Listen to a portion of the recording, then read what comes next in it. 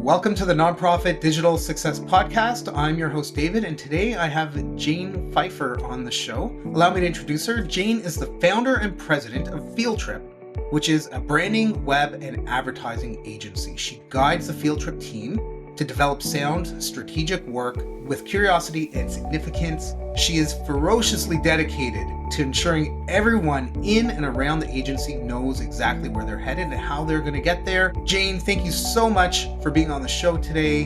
How are you doing? It's a great day, and I am very excited to be here, David, and be a part of your team and audience, and see how we can add value together. Fantastic.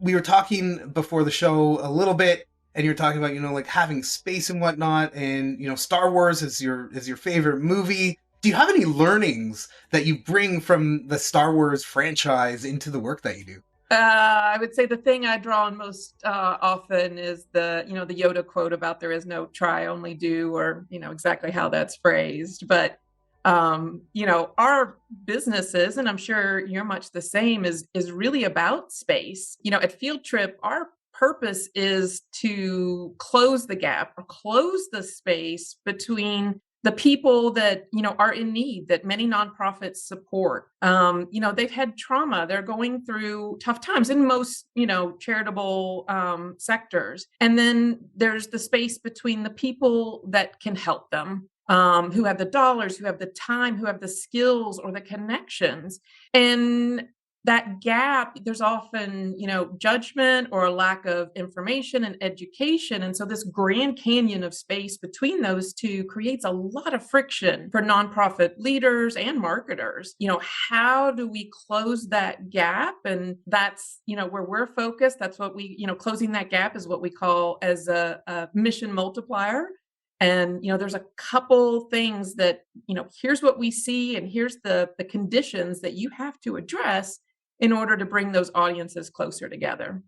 So in terms of, closing that gap, right, there's the fundamental, mindset that nonprofit leaders typically have, which is, we're here to do good, right? I think there needs to be maybe a little bit of a shift in terms of the business model for nonprofits and how they see themselves and how they operate. Do you believe that, the model needs to change?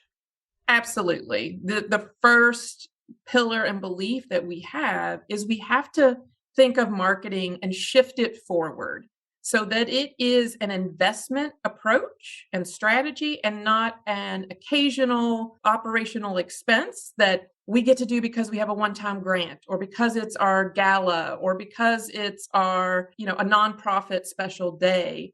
If we were in private business and we had a product to sell to an audience, we would not open the doors and say, we're not going to tell anybody we're here and let's see how business comes.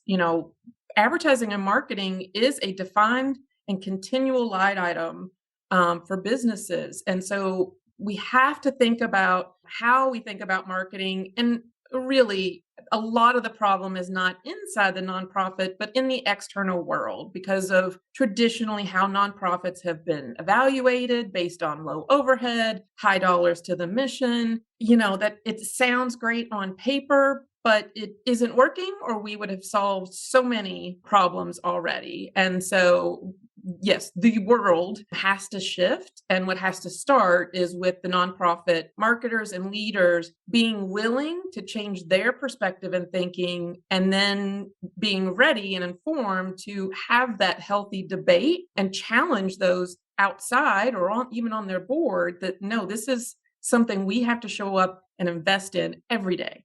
Well, I think there's a few really great things in there to unpack. Thinking about these nonprofits, everybody should be standing on the rooftops yelling about your nonprofit, about the amazing work you do, the impact you have. A lot of the podcast episodes that we've had recently, we talk about creating that story and that emotional connection and really getting people to buy in to the nonprofit and understand, the mission and how everything is happening and the impact that you have in creating that story around the organization. So I think that's certainly a key piece there. And in terms of like the business model, we need to it's right there. The business model. Being in a nonprofit doesn't mean no profit, right? It's just a matter of Right. how the money is dispersed and how you run your nonprofit and the people you have. If you could be pulling in double your what I would call revenue, which could be from grants or funding opportunities or government or even, private donors, if you can double it, even, an extra 50%, how would that impact you, right? And I think there's, some key things there in terms of how effective or ineffective it can be. Yeah, profit isn't the biggest reason that, the organization is there, but it's okay that it is a reason because that profit can be reinvested and, just the innovation that can happen if we're not trying to exhaust the budget, every year and then figure out how we, grow utilization of services or how we bring in more sponsorships or, get the civic, contracts that we need or partnerships. We have to, like a business, fight for market share. A lot of times marketing is a taboo word. Competition is a bad word because most nonprofits, again, we work a lot in the health and human services. So, they're partnering with other nonprofits or they know that it's a holistic, solution that's needed and they're focusing on one part of that equation. But there is still competition and that is a good thing because we have to own market share and be known as the solution. We're going to be the one that solves hunger in this community. We're going to be the one that helps children prepare for kindergarten. And we need to be the name that's associated with that issue and with the solution. And you don't get there by agreeing to be one of 12. You get there by saying, we're going to own this. We're not going to try and, put others out of business, but we're going to own it. And others will follow and learn from us, and that'll raise everyone up, and people will want to, other organizations will want to collaborate for us. Winning is good. And as long, don't disparage your competitors, right? We're all in this Sure. for the better of humanity and community and all of that wonderful stuff. But to your point, organizations need to think in terms of their brand. And what is their brand? What is their mission? What is their core value, their belief, their guiding star? What is it that is really driving them? And if you stop what you're doing for a day and you do a really in-depth strategic plan and really identify, I think, where you want to go and what the mission of your organization is, get buy-in from the leadership, obviously, but Hmm. get buy-in from the people, your volunteers, your donors, the cloud that surrounds your organization, all the people that care about the work that you do, get them to buy into it. And then you can own that thing that you were just talking about so that you can be the world's best nonprofit or charity for whatever that cause is. Yeah, I mean, David, think about, the digital marketers in your audience, if they were regarded as investors and they were in charge of returning, a profit to the organization because they were investing, it would be a different relationship. Now we show up and it's like, how much money do you want? How much is this going to cost me? And it should be the opposite of, okay, if we invest here, what's going to be the rate of return? And then can we grow that by X percentage points over time? And if not, if we don't know how to answer, then what are the things that we need to put in place so that we are measuring that? If we have 100% utilization, imagine the power of that in fundraising to say, look, there's more we can do, and we're doing it so successfully, but we need you. That's far different than, well, we're fighting for attention on this side for fundraising, but we're also trying to be known out here so that people even come to us. You know, which front do you conquer first? And you're divided, your attention, your dollar, your message. So yeah, I don't know. I mean, what kind of advice, or instinct resistance, I guess I should say, do your clients face when it comes to, well, here comes marketing? Yeah, quite often it's, well, we don't have the time.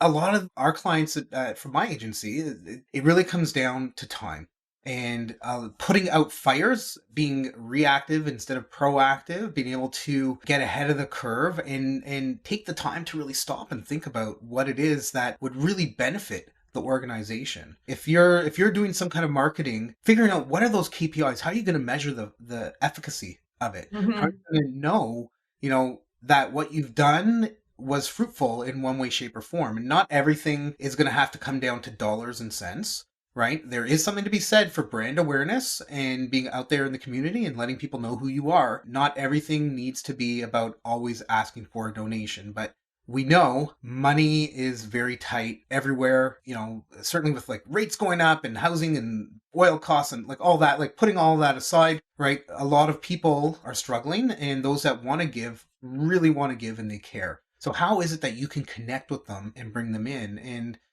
I'm curious, Jane, from your perspective, what are some of the marketing mistakes that you think are holding back nonprofits? Yeah, I have a list in my head, and then that feels a little negative to say, well, this is wrong. This is, so there's so many things that are, being done right. One of them is, we've already talked about that, treating marketing as an expense and not an investment. Another one is recognizing that there are probably a dozen audiences that a nonprofit needs to speak to, and that gets overwhelming. And so maybe they're producing one piece of content and then trying to divide it up against all these different audiences. It makes sense. They've got to be efficient with their resources. But I would say in most cases, not all, that first starting with the audience of your beneficiary, those people that you support, making sure that that is as thorough, as clear, as robust as possible, so that, that utilization is there. You are seen as the one to turn to when XYZ happens or a person is in need. If you're not winning there, then everything else is harder. So, focus on that audience first and foremost, and then you can build on it. However, your donors, potential board members, corporate sponsors, when they see an organization that is just absolutely focused on, serving and speaking to their beneficiaries, they now have a reason to believe that you're the solution, not because you told them you are, but because they see it in action. When they come to your website and the first thing they see is, how to find shelter, how to get a meal, how to have, a doctor's appointment, and it's just front and center. We're here to help you take the next step. They're not turned off because it's not for them. They understand that, wow, you're really thinking about, your audience needing something so basic immediately, and you're making sure it is one click away, that it's very easy to understand, and that strengthens their belief rather than deters them, because we're not talking to donors first and foremost. We should always be demonstrating our maniacal focus on those that we serve. 100%. And I love that, right? You need to focus your organization on your audience of who you serve. People are coming to your website that are looking for, I don't know, maybe something related to Parkinson's disease Mhm. or care, or there's thousands and thousands and thousands, right? But if somebody lands on your website and everything is donor focused, what is it that you're actually really doing aside from asking for money and collecting it? How is it that you're creating that impact in the community or helping, right? Or maybe Yeah. your nonprofit is centered around research, and that's totally cool, but like focus on what the research is or who the research helps or what it cures or what it does or anything like that. Donors are going to go into Google, likely Google, and search your nonprofit's name if they hear about you, to find out what it is that you do, so that they can look into your organization. Yeah, and another change I would recommend is, you hear the word impact, and that's not a new idea, and so we talk about the stories that does humanize what we do, but we also need to take that story to the next level. Yes, there's a heartwarming story about helping a mother and maybe her young child, get off the street, get into affordable housing, be able to have well child visits, enrolled in school, a steady job. Those are beautiful things. And that is a tremendous impact in that mother and that family's life. Let's also look at the impact of, what does that mean in terms of economic impact, that now we have another employee who's, showing up and we're filling a position. What is the social impact of having a family that is, functioning and contributing, or a child that is getting the education that they deserve on a regular and consistent basis? Those things, even the most separated mind or perhaps judgmental, can identify with the importance of having educated children, healthy community, socially stable families, and workers that are contributing to our economy. They can more readily connect with that on many situations than, why is this mother in this situation in the first place? I would never put my child in that. I hate to sound harsh, but I've even been in board of directors meetings where, the people who know the mission of the organization have, no, we can't do that. Like, they just shouldn't be in that situation. Well, that's not fair, and it's not right, and it's not going to help anyone. There's a mindset shift that needs to happen for anybody that's involved in an organization that thinks that way, 100%. But just like further to what you were saying, when you create some kind of impact, when you help somebody, those things that you're doing as an organization, as an individual, you're walking down the street, you see somebody about to fall or get hurt, like those things that you do in your life, those changes affect for generations. It's not a one thing. You're just going to help this, to your example, Mhm. like this mother and their child or children get proper education or meals or housing, shelter, all that, right? But how does that play out down the line, right? And Yeah. like there's so much that can happen. Well, it's that direct impact and then follow the ripple effect. 100%. And speaking of ripple effect, talking about marketing, right? What do people need to do? What is the cadence? What's the schedule? What's the frequency? And what is the difference in your mind between consistent and constant marketing? Wow, that's a great question. And I wish that I had the answer, because there are several answers. I'd like to know what your answer is. You have to start somewhere. Depending on the sector, if the need is there every day, then there's reason to market every day. But, I doubt that there's a nonprofit out there that can go from having $0 in marketing to, now we're going to be out there every day. That's just not possible. So, you can pulse it, you can do so many things. I think the most important thing is just to start with one audience, start with one message, and build from there and layer on. What advice would you give on that question? Yeah, it's interesting. So we were talking a little bit earlier about, knowing the value of your mission and understanding what is the guiding principle, what is your mission as an organization, and really being super clear on that.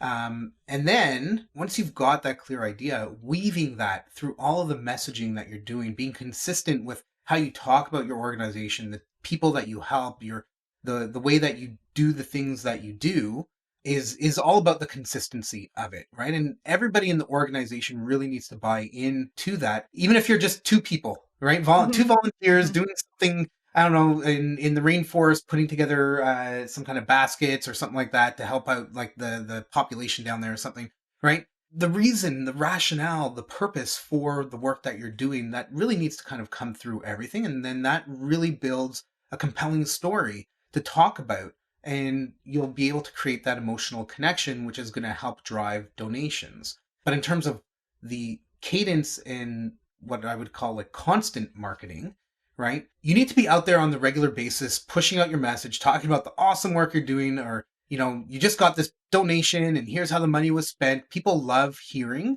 how their donation helped somebody somewhere or Mhm. something down the line at some point. So again, it's all about the storytelling. What is it that you can do to really bring your message forward to the masses from that standpoint? But in terms of that, not everything should be about asking for money, right? You need to be out there telling the stories, talking about the impact you're having, the great work that was done. Maybe, your organization is helping to buy ventilators for hospitals, right? That's been the whole big thing the last couple of years, right? Like the hospitals are running an event. Maybe That's what your nonprofit or your charity is trying to do, right? How many people did you help with that, right? And talk about that a little bit, and build what I would call like your hero story, your brand story around that. In terms of, ongoing marketing efforts and that type of thing, and, I was just talking about building that story and talking to donors or prospective donors about that.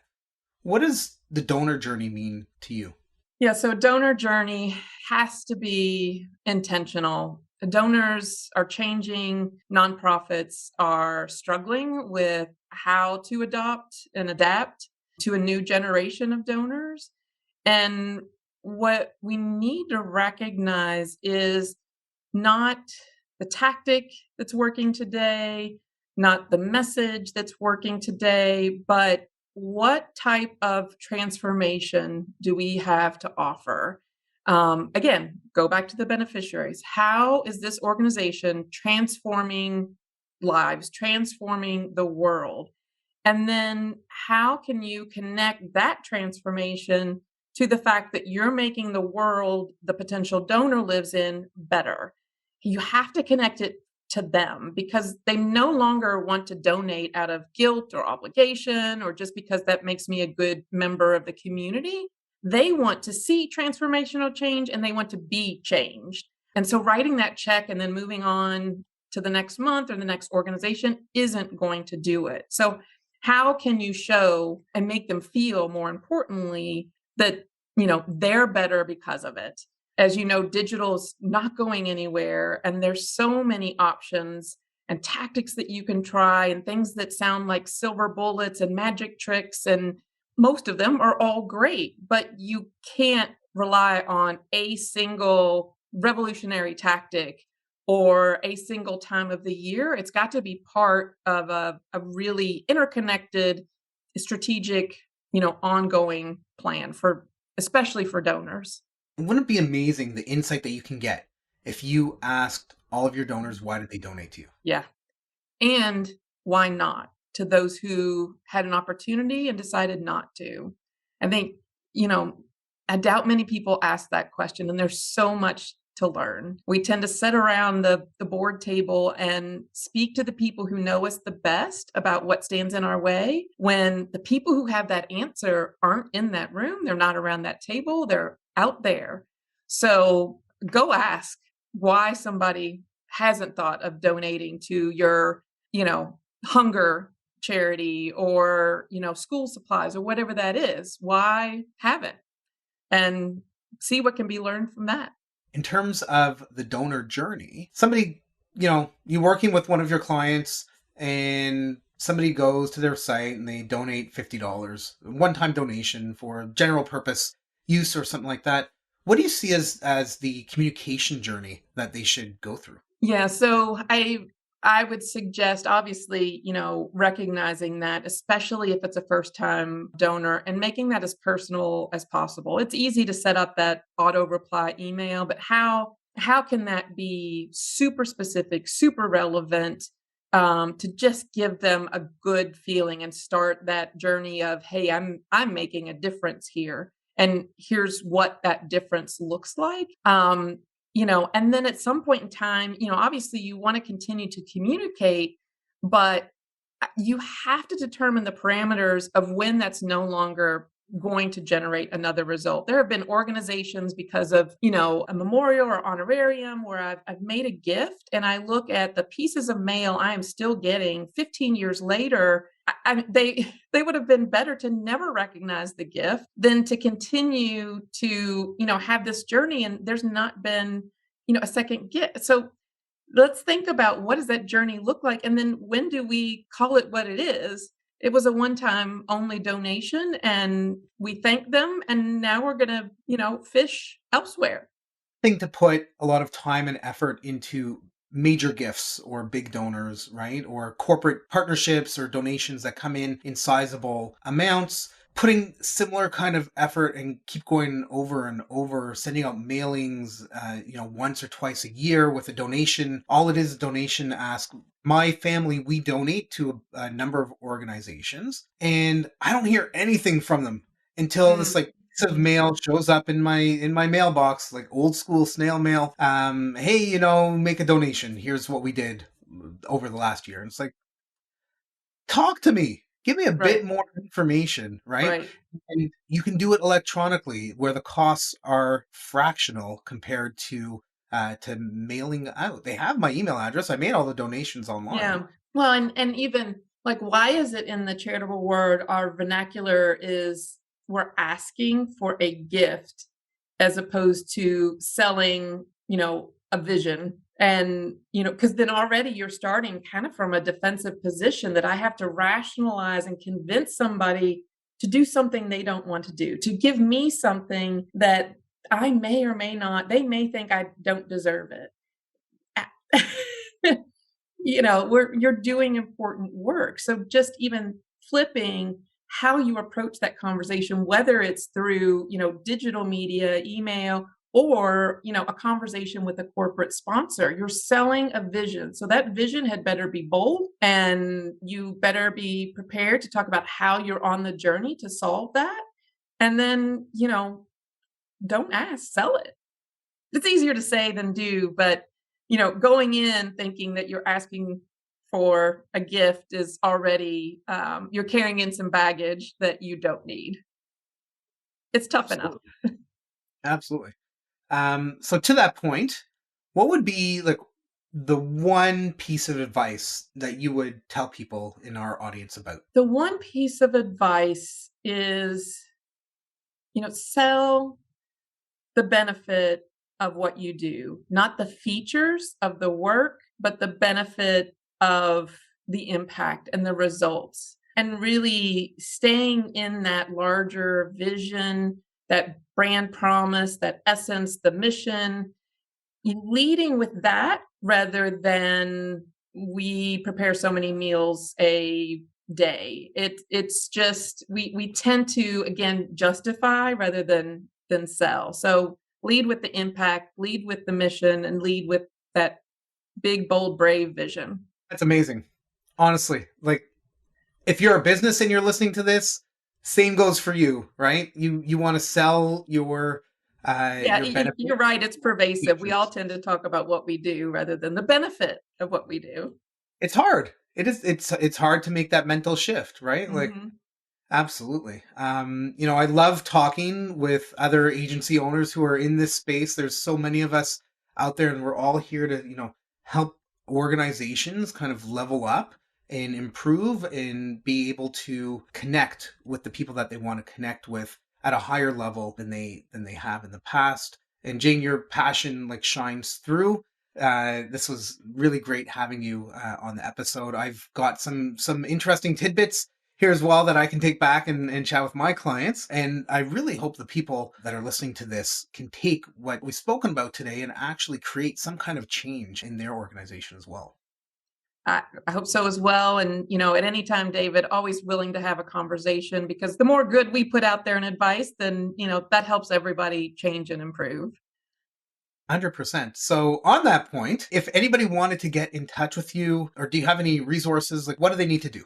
Yeah, well, you can visit the website at wearefieldtrip.com/nonprofits, or you can reach me at Jane P, as in Pfeiffer, at hellofieldtrip.com. That's awesome. Thanks again so much for joining in, Jane. It's been great having you on the Nonprofit Digital Success Podcast. And to everybody listening, if you want any of the links or resources that Jane was just talking about, we're going to link to them on our podcast page. Just head over to nonprofitdigitalsuccess.com. Click on this episode for all the details. And until next time, keep on being successful.